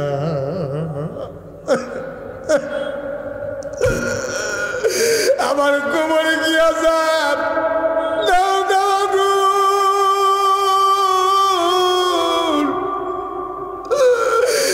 ফেরেশতা বলে দাঁড়াই দিও না, আমার দোয়া নিয়ে যাইতে দাও। দুনিয়ায় থাকতে শুনেছি, দুনিয়ায় থাকতে শুনেছি সন্তান যখন মায়ের কথা মনে করে, বাবার কথা মনে করে, 2 ফোঁটা চোখের পানি ছেড়ে দেয়। ওই চোখের পানি গাল বাইয়া জমিনে পড়ার আগে মায়ের আর বাবার কবরের আযাব বন্ধ হয়ে যায়। বলো সুবহানাল্লাহ। তোমরা বুঝো নাই, আমার আব্বা নাই, আমি বুঝি বাপ না থাকলে কেমন লাগে। ছোট ছোট বাচ্চারা আব্বা আব্বা বলে যখন ডাক দেয়, মানুষগুলো যখন দোয়া চাইতে আসে, হুজুর দোয়া করেন, বাবা নাই। আমারও মনের আয়নায় বাবার চেহারাখানি ভেসে ওঠে, মন চায় একবার যদি আব্বা বলে ডাক দিতে পারতাম। বাবার কথা বেশি যখন মনে পড়ে, আমি মাঝ রাতে, অন্ধকার রাতে, নিস্তব্ধ পৃথিবীতে আমি একাকি গুটি গুটি পায়ে বাবার কবরের কিনারে গিয়া দাঁড়াই, বাবার মাথার কাছে গিয়ে বসি, বাবার লগে গুনগুন করে কথা কই, আব্বা, ও আব্বা, আব্বা আমারে চিনছেন নাকি আব্বা? আমি আপনার মুশতাক ফয়েজি, 11 বছরের রেখে আপনি ইন্তেকাল করছিলেন। আপনার মুশতাক ফয়েজি এখন অনেক বড় হয়ে গেছে আব্বা, ও আব্বা আপনার মুশতাক ফয়েজি অনেক বড় হয়ে গেছে আব্বা, আপনি আমারে চিনছেন নাকি? ও আব্বা আপনি কেমন আছেন কবরে? মাটির বিছানা কি কবরে? কি খাইতে দেয় আপনারে আমার আল্লাহ? আমি আব্বার লগে কত কথা কই, আমার আব্বা একটা কথারও জবাব দেয় না। কানতে কানতে বিছানায় যাই, ঘুমাইতে পারি না। এমন আব্বা যারা কবরে শোয়াইছো, এমন আম্মা যারা কবরে শোয়াইছো, একটা লোক উঠে যাইও না, একটা লোক চলে যাইও না। বাবার জন্য দোয়া করে দিয়ে যাও। তুমি বাবা ভুলে গেছো রে ভাই, তোমার বাবার কথা বলে নাই। এখনো তো বাবার জমিন চাষ করে খাও, বাবার উঠানো ঘরের ভিতরে ঘুমাও। শেষ রাত্রে যখন হালকা ঠান্ডা পড়ে যায়, মায়ের সেলাই করা কাঁথা গায়ে দিয়েই তো ঘুমাও। তোমরা যারা উঠতেছ, ওঠার আগে সাদা কাগজে একটা লাইন লেখো, তুমি যেমন আব্বা আম্মারে কবরে ফালাইয়া উঠে যাও, তুমি যেই দিন কবরে যাবা, তোমার সন্তান সেই দিন মাহফিলের কাছেও আসবে না, দোয়া করবে দূরের কথা, ঠিক কিনা? কি এমন তাড়াহুড়া? কি করবেন আপনি বাড়িতে গিয়া? কি করবেন আপনি? আপনি 1-1.5 ঘন্টা 2টা ঘন্টা আপনি মাহফিলে বসতে পারেন না, এত ব্যস্ত আপনি। কখন চায়ের স্টলে বসবেন, কখন ঘুমোবেন, কখন মোবাইল চালাবেন, কখন টিভি দেখবেন, আপনি এত ব্যস্ত মানুষ। আপনি কবরে গিয়ে দেখেন কারবারটা কি হয়। মায়ের কথা মনে করে বছরে একবার মাহফিলে একটু দোয়া করতে মন চায় না। আপনার মনে আছে এই মায়ের কথা? আপনি যখন দুনিয়াতে আসবেন, মায়ের যখন ব্যথা শুরু হয়েছে, আপনার মাথাটা ছিল উপরে, পাগুলা ছিল নিচে। আল্লাহ আপনার একটা ডিগবাজি খাওয়াইয়া মাথাটা নিচের দিকে নামাইছে, পাগুলো উপরের দিকে উঠাইছে। পাগুলো উপরের দিকে উঠার সময় আপনি মার কলিজার ভিতরে 2টা লাথি দিয়েছিলেন। ওই লাথির কারণে আপনার মা সাথে সাথে চোখ উল্টাইয়া বেহুশ হয়ে গেছে। আপনি তো মনেই নাই, আপনার মনে নাই। আপনি লাথি দিয়া মায়ের কলিজায় দুনিয়াতে এসেছেন, মা বেহুশ হয়ে পড়ে আছে। আল্লাহ ডাক দিয়া কয়, ফেরেশতা আমার বান্দি তো মরে যাবে, আমার বান্দিটা তো মরে যাবে, তারে হুশ ফিরানোর ব্যবস্থা করো। ফেরেশতা কয়, মাওলা, ও মাওলা, কেমনে আমি হুশ ফিরাবো? তোমার বান্দি তো বেহুশ। আল্লাহ ডাক দেয়া কয়, বাচ্চার গায়ে আস্তে করে আলতো করে চাপা দাও। ফেরেশতা এসে তোমার গায়ে চাপা দিয়েছে, তুমি হঠাৎ করে ওয়া ওয়া করে কান্না শুরু করেছো। ওই কান্নার আওয়াজ তুমি যেমন আস্তে করেছো, আল্লাহ আওয়াজটারে কয়েক গুণ বাড়াইয়া মায়ের কানের ভিতর দিয়া কলিজার ভিতরে পৌঁছাই দিছে। বেহুশ মা, ওই বেহুশ মা আওয়াজ যখন কলিজায় গিয়া ধাক্কা খাইছে, মা আর বেহুশ থাকেন নাই। আস্তে করে মা চোখ খুলে ফেলেছেন, রক্ত মাখা তোমার শরীর, তোমার নানি কাপড় দিয়া পেঁচাইয়া কুলে নিয়ে রাখছে, তুমি ওয়া ওয়া করে কাঁদতেছ। তোমার মা ডাক দেয়া, গো আম্মা, ও আম্মা, কি সন্তান প্রসব করলাম গো আম্মা, তাড়াতাড়ি কুলে দাও। তোমারে নিয়া তোমার নানি তোমার মায়ের কুলে দিছে, 10 মাস 10 দিন তোমার মায়ের খাইতে দাও নাই, ঘুমাইতে দাও নাই, তুমি হাঁটু দিয়ে গুতা মেরেছো, মাথা দিয়ে ঢুস মেরেছো। এই মা আসার সময় কলিজায় তুমি 2টা লাথি মারছো। এই মা তোমার যখন তোমার নানি তোমার মায়ের কুলের ভিতরে দিছে, এমন একটা জায়গা নাই যেই জায়গাটায় তোমার মা চুমা খায় নাই। আনন্দাবাদের মুসলমান মুশতাক ফয়েজি যদি আর কোনোদিন না আসে, কোনোদিন যদি তোমাদেরকে না ডাকে, এমনি এমনি তোমারে কেউ বলবে না, জোর করে করে কেউ তোমারে বসাবে না রে ভাই। তোমার হাঁটা তুমি হাঁটবা, আমার কি আসে যায়? কিন্তু এই গ্রামের মাটির নিচে আমার অনেক আত্মীয়রা ঘুমিয়ে আছে। তোমরা কোনোভাবে না কোনোভাবে আমার সাথে আত্মীয়তার বন্ধনে জড়িয়ে আছো, এই জন্য জোর করে বসাতে চাই। ওই কবরের মানুষগুলোর অনেক দাবি আছে আমাদের কাছে। আজকে মায়ের কথা মনে করে একটা ফোঁটা চোখের পানি ছেড়ে দাও। চোখের পানিটা গাল বাইয়া জমিনে পড়তে দেরি, মায়ের আর বাবার কবরের আযাব বন্ধ হইতে দেরি হবে না, ঠিক কিনা? বাংলার মুসলমান মনে রাখো, মনে রাখো, দিনটা তোমার আসবে না। হাসান বসরি রহমাতুল্লাহ আলাইহি আল্লাহর একজন বড় ওলি, বিরাট বুজুর্গ ব্যক্তি, তিনি এক জানাজায় গেলেন। সুবহানাল্লাহ পায় না? ঘুমাই গেছেন আপনারা? বলেন সুবহানাল্লাহ। হাসান বসরি জানাজায় গিয়া উনি জানাজার শেষে কাঁদতেছেন। ভক্ত মুরিদারা কই, হুজুর কাঁদেন কেন? বাবা একটা কথা চিন্তা করে কাঁদি, যে মানুষটারে আমরা এখন জানাজা দিলাম, এখন যদি তার জীবন ফিরাই দেয় মানুষটা কি করবে? কয়টা তো হুজুর হবে না, আমিও জানি হবে না। যদি কোনো কারণে আল্লাহ দয়া করে জীবন ফিরাই দেয় সে কি করবে? আবার সবাই বলে, হুজুর মানুষটারে যদি জীবন ফিরাই দেয় সে নামাজ ছাড়বে না, রোজা ভাঙবে না, মিথ্যা কথা বলবে না, সে অন্যায় করবে না, অবিচার করবে না। হুজুর যদি তার জীবন ফিরাই দেয় মানুষটা ফেরেশতার মতো ভালো হয়ে যাবে, গোনার কাছেও যাবে না। হুজুর কান্দে আর কয়, বাবা মানুষটার জীবন ফিরাই দেওয়া হবে না, সেও আর এমন হইতে পারবে না। কিন্তু আমরা যারা বেঁচে আছি ইচ্ছে করলেই এমন হয়ে যেতে পারি, পারি না? আমি যদি আজকে সিদ্ধান্ত, ওন ডিসিশন, এটা আমার সিদ্ধান্ত, আমি নামাজ ছাড়বো না, দেখছো তো ফাইনাল, আমি নামাজ ছাড়বো না, আমারে কে নামাজ ছাড়াবে? আমি রোজা ভাঙবো না, কে আমারে রোজা ভাঙাবে? আমি হজ ফরজ হলে করে নেব, কে আমারে বাধা দেবে? আমি মানুষের জন্য করে যাব, আমার সামর্থ্য আছে আমি করব, কে আমাকে বাধা দেবে?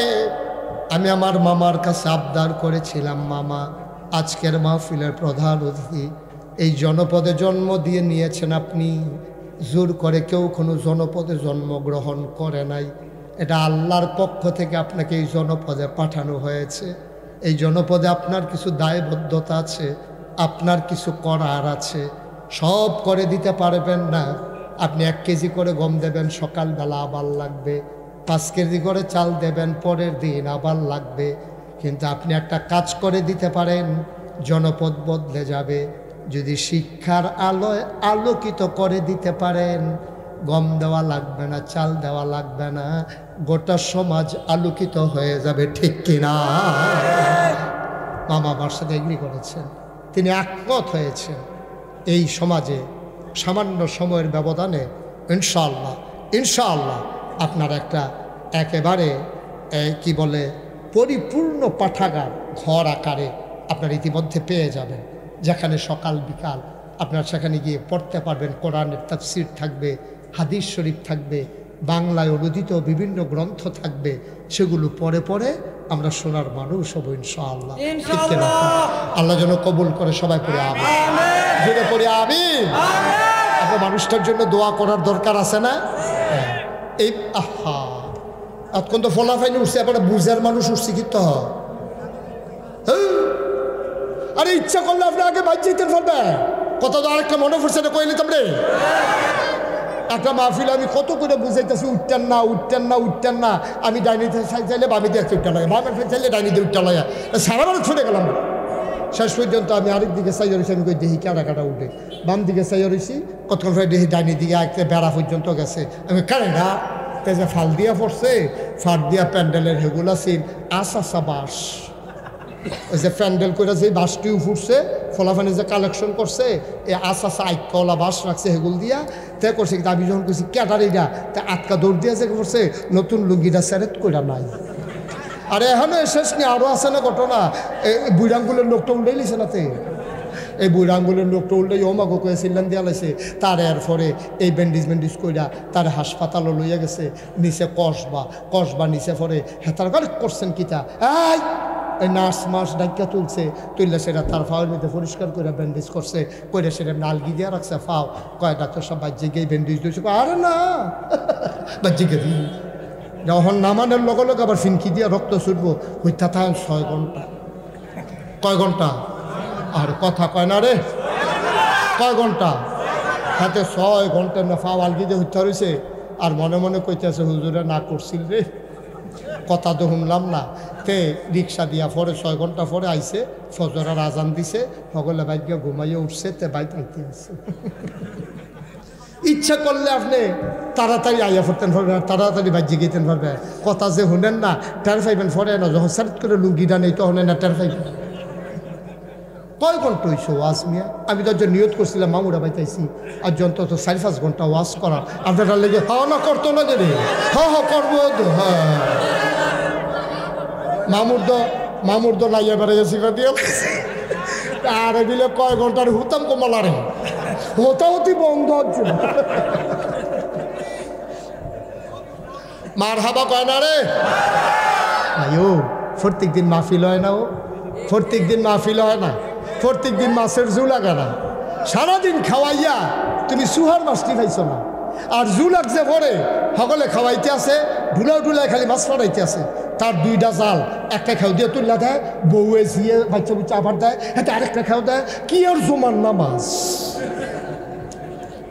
তো খালের ফটো বইয়ে বই তো ভাত খাইতে আছে, আত তো দুইছে নাতে এমনি খাইয়া সেটা মাছ ধরতে আছে, আরেক তার বউয়ে কইতেছে আপনি আমার ঘর কিতা হইলেন, জামাইরে কইতে আছে আর কি, কথাটা কিতা করে ঠেলার লগে আইয়া পড়ছে, পরে তারে গিয়া পাঠাইছে ঠেললা ঠুললা, কয় আপনি যান, তারে যাহালে তো নাই যান কি লইয়া, কয় সিরা মশারিটা লইয়া যান, তো মশারিটারে লইয়া 4 কোনার 4টে ইট বান্ধা তেনে ইটা দিয়ে হালাইছে, বাইরে দিয়ে ট্যাংরা মাছ লাগে একটা সাদা হইয়া গেছে, সুবহানাল্লাহ কয় না, মাছের যখন ঝুলে গেছে গা তখন জাল লাগানো মশারির বেড়াইয়া লাগে, আর নাহলে সারাদিন খাওয়াইয়া সুহার মাছও পাওয়া যায় না, ঠিক কিনা কয়, আর যে সোয়াবের ঝুলাইয়া গেছে গা, ঠিক কিনা কয়, সব সোয়াব লইয়া যাইবা ডুলায় ঠিক রে,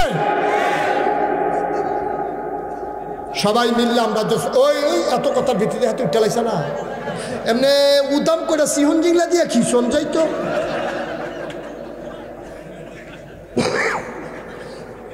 তাতে তাহলে লইয়া 2জনে ফোটা না,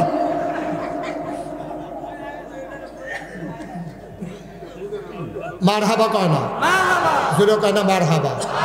ভাইও ভাই, সারা জীবন থাকতেন না তো দুনিয়া, থাকতেন না সারা জীবন, একটা ফুসি লইয়া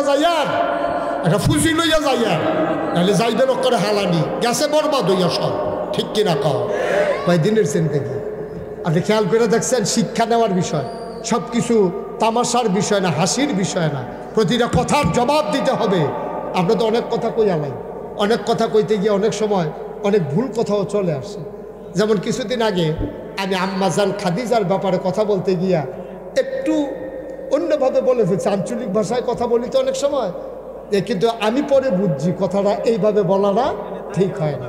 আমি বলছি যে এইভাবে কথা না, কে বললো না বললো আমার দরকার নেই, আমার চিন্তা হলো যে কথা বলতে অনেক চিন্তা করে বলতে হবে, ওনাদের সম্মান মর্যাদা এটা অতুলনীয়, যেটার তুলনা চলে না, এই জন্য কথা বলতে হবে খুব মাইপা। অনেক সময় আমাদের কথা 2-2.5 ঘন্টা কথা বলি, তো অনেক সময় এমন কথা হয়ে যায় যেটা অনাকাঙ্ক্ষিত, পরে নিজেও বুঝি আসলে এই কথাটা না বললেই ভালো ছিল। আলহামদুলিল্লাহ বলবেন না? এটা পরে নিজেই বুঝি যে এই কথাটা এইভাবে না বললে অন্যভাবে বলা দরকার ছিল, কতভাবেই বলা যায়। আল্লাহ যেন কবুল করে, ওইভাবে যেন সাবধানতার সাথে প্রতিটি পদক্ষেপ নেওয়ার তৌফিক দান করে। সবাই কনা আমিন, জোরে কনা আমিন। কথা বলা সহজ। আমাদের দেশে আপনি একটা কিছু কইছে দেখবেন ফেসবুকের ভিতরে কেমন জায়গাতে আছে। এইটা সিস্টেম না। আমি যদি দেখি যে মামার একটা সমস্যা, তা আমার সর্বোচ্চ দায়িত্ব হলো আমি যে কোনো মূল্যে ওনার একটা মোবাইল নাম্বার সংগ্রহ করে আমি ওনাকে ফোন করে বলা, আপনি কোনো জানেও না হেবাড়া রয়েছে ডাহা, আর আপনি হেবাড়ার ব্যাপারে মিছিল বার কইরা ভাড়াইতের মতো হিট খেলাইতে আছেন, এটা সিস্টেম না। তো ওনার তো কোনো লাভ হইল না, আপনারও কোনো লাভ হইল না। বরঞ্চ লাভ হইল এটা, যদি ওনাকে ধরাই দিতে পারতেন, উনি যদি শুধরে যেতে পারতো, তাইলে জিনিসটা লাভ ছিল। অনেক ওলামা একারাম অনেক সময় আমাকে ফোন করে পরামর্শ দেন, হুজুর এই ব্যাপারটা এইভাবে না বলে ওইভাবে বললে ভালো হয়। আমি এগ্রি করি। আমি অনেক সময় নিজে মন থেকে গ্রহণ করি, ঠিকই তো আছে, এই কথাটা আসলে এইভাবে না বলে ওইভাবে বললেই ভালো। কিন্তু আমাদের দেশে কথা নেওয়ার মতো মন মানসিকতা আবার কম। কিন্তু আল্লাহ আমাকে এটা দিছে। আপনি যদি আমাকে ধরাই দিতে পারেন যে হুজুর এটা এইভাবে না বলে ওইভাবে বললে ভালো হয়, আমি একেবারে সাথে সাথে সেকেন্ডের ভিতরে আমি এটা নেওয়ার মতো ক্ষমতা, মন মানসিকতা আল্লাহ আমাকে দিয়েছে। আল্লাহ যেন কবুল করে। সবাই কনা আমিন, জোরে পড়েন আমিন। আমাকে যারা পরামর্শ দেয়, আমার যারা হিতাকাঙ্ক্ষী, শুভাকাঙ্ক্ষী, আমি তাদের মঙ্গল কামনা করি। যারা আমাকে পরামর্শ দিয়ে দিয়ে আমাকে এত দূর পর্যন্ত এগিয়ে নিয়ে এসেছে, আমি তাদের জন্য দোয়া করি। আল্লাহ যেন কবুল করে। সবাই পড়েন আমিন। বন্ধুরা আমার, তাইলে আমরা কথা কি দাঁড়াইলো, আজকের মাহফিল কবুল, এটা আমার মন সাক্ষী দিয়েছে। আলহামদুলিল্লাহ বলবেন না? সুতরাং আপনার আব্বা আম্মার জন্য একটু দোয়া করার দরকার আছে নাকি নাই? দোয়ার আগে একটু তাওবা করারও দরকার আছে। যেহেতু আমার মামা ইঞ্জিনিয়ার কামাল সাহেব, উনি যেহেতু ইনশাল্লাহ পাঠাগারটারে ইমিডিয়েটলি, আমি যত ব্যস্ত থাকি মামাও আসবে, আমিও আসবো, যোগাযোগ করবা তোমরা ছেলেরা, আমরা এসে পাঠাগার উদ্বোধন করবো ইনশাআল্লাহ। আগামীকালকে সকালে মামাকে নিয়ে এই স্থান এলাকা পরিদর্শন করে ভিজিট করে কোন জায়গায় করা যায়, সকালবেলা মামাকে নিয়ে তোমরা করবা। করার পরে কিভাবে কি করা যায় মামার সাথে টাইম টু টাইম যোগাযোগ করে এটা করে ফেলবা ইনশাআল্লাহ। কাজ শেষ হলে, যত ব্যস্ত থাকে আমি দিনের বেলা হলেও আমরা এসে উদ্বোধন করবো। মামাই নিয়ে আবার কোন যে না লাগতো, আপনার লাগতো না, আমি এসে আসবো, লাগবো না? হ্যাঁ, ভাড়াইতের মামু কারবার হুঁচির টিকিটা কইছে, আমি না এলে সারবো, আপনি আইলে সারবো। মার্শাল্লাহ, আমিন কর। আমি যে গাড়ি দিয়ে যাইতে আছি হাইওয়েতে, শীতের ভিতরে দেখি ফঠাৎ ফঠাৎ করিয়া সাইকেল চালাইয়া ফলাফান যাইতে আছে মাতাইয়ার দিকে। আমি আমার ড্রাইভারকে কইলাম, আমার মনটায় সাক্ষী দিছে, এটা নিয়ে আমার মাহফিলও যাইতে আছে, গাড়ি সাইড কর। গাড়ি সাইড করছে, পরে ফলাফানটা কইলাম তোমরা কই যাও? মাতাইয়া। আমাকে হ্যাঁ গীতা কয় নাগাইশির ফিরসা মুস্তাক ফৈজি আছে না, আইতে আছে। তা আমি কই তোমরা মুস্তাক ফৈজির চিনি? কই চিনি গীতা, ওয়াজ শুনি না সবসময়। আমি কেমনি চিন বানি? কই হুজুর দূরে থাকি তো চিনি নি জানি। আমি কই লাইটটা জ্বালা। গাড়ির লাইট জ্বালাইছে, পরে মা হুজুরে তি হুজুরে মার হাবা কানা রে।